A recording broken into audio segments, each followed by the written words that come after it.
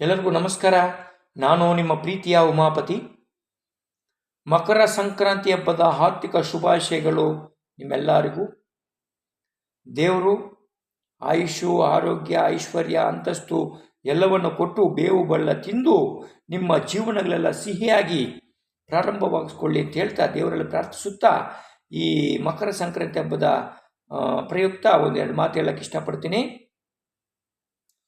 ಮಕರ ಸಂಕ್ರಾಂತಿ ದಿವಸ ಸೂರ್ಯಾರಾಧನೆಗಾಗಿ ಸೂರ್ಯನು ಉತ್ತರ ದಿಕ್ಕಿಗೆ ಚಲಿಸಲು ಪ್ರಾರಂಭಿಸುವ ದಿನ ಅಂತ ಹೇಳ್ತಾರೆ. ಇನ್ನೊಂದು ಕೃಷಿ ಹಬ್ಬ ಕೂಡ ಹೇಳ್ತಾರೆ. ಕೃಷಿ ಹಬ್ಬ ಅಂದರೆ ಏನು? ಬೆಲೆ ಕಾಟುವ ಮುಗಿದ ರೈತರು ಸಂತೋಷದಿಂದ ಮಾಡುವ ಹಬ್ಬ ಅಂತ ಹೇಳ್ತಾರೆ.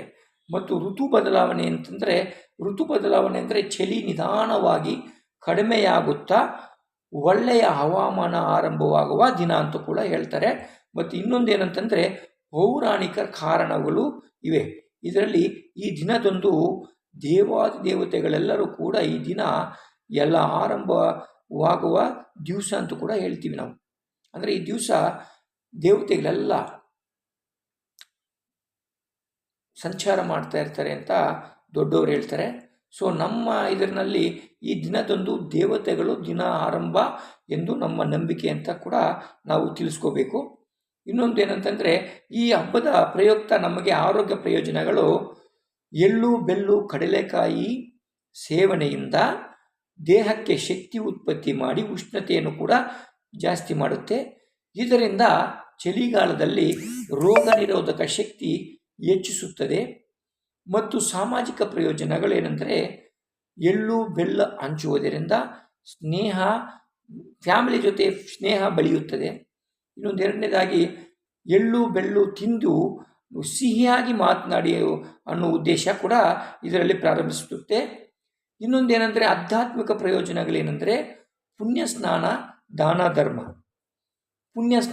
ಸ್ನಾನ ಮಾಡೋದ್ರಿಂದ ಪುಣ್ಯ, ದಾನ ಧರ್ಮದಿಂದ ನಮಗೆ ಪುಣ್ಯ ಲಭಿಸುತ್ತದೆ. ಅಂದರೆ ಪಾಪ ನಿವಾರಣೆಯಾಗಿ ಪುಣ್ಯ ಲಭಿಸುವ ದಿವಸ ಅಂತ ಕೂಡ ಹೇಳ್ತಾರೆ. ಅದು ಯಾವಾಗ? ದಾನ ಧರ್ಮ ಮಾಡಿದ ಮೇಲೆ ನಮಗೆ ಪುಣ್ಯ ಸಿಗೋದು ಅಂತ ಹೇಳ್ತಾರೆ ದೊಡ್ಡವರು. ಅದರಲ್ಲಿ ಹೊಸ ಶುಭಾರಂಭಕ್ಕೆ ಉತ್ತಮ ಕಾಲ ಅಂತ ಕೂಡ ನಾವು ಹೇಳಕ್ಕೆ ಇಷ್ಟಪಡ್ತೀವಿ. ಸೊ ಇದರಿಂದ ಖುಷಿ ಮತ್ತು ಆರ್ಥಿಕ ಪ್ರಯೋಜನಗಳೇನೆಂದರೆ ರೈತರಿಗೆ ಪರಿಶ್ರಮದ ಫಲ ಮತ್ತು ಹಳ್ಳಿಗಳಲ್ಲಿ ಹಬ್ಬದ ಸಂಭ್ರಮ, ಆರ್ಥಿಕ ಚಟುವಟಿಕೆ ಕೂಡ ಜಾಸ್ತಿ ಆಗ್ಬೋದು. ಇದರಿಂದ ಎಲ್ಲರಿಗೂ ಒಳ್ಳೆಯದಾಗತ್ತೆ ಅಂತ ಹೇಳಕ್ಕೆ ಇಷ್ಟಪಡ್ತೀನಿ.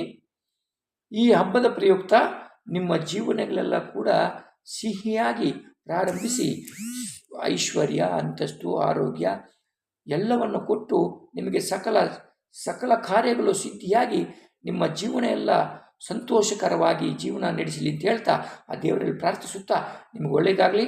ಎಲ್ಲರಿಗೂ ಶುಭ ದಿನ.